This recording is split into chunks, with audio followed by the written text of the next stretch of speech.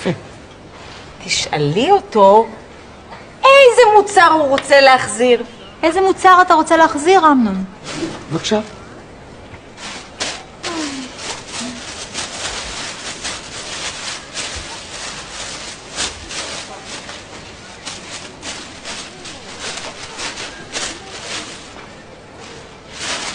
זה ריק. את השקיות! את השקיות הוא רוצה להחזיר! אמנון, אמרת מוצר. סליחה? שילמתי על זה ממיטב כספי. 10 אגורות יחידה. כל הוויכוח הזה הוא על 40 אגורות. אני באמת...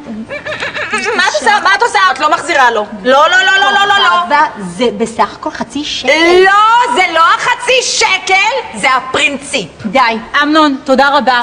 שיהיה לך יום נעים. תודה. שיהיה לך יום קסום היום, כן? אה!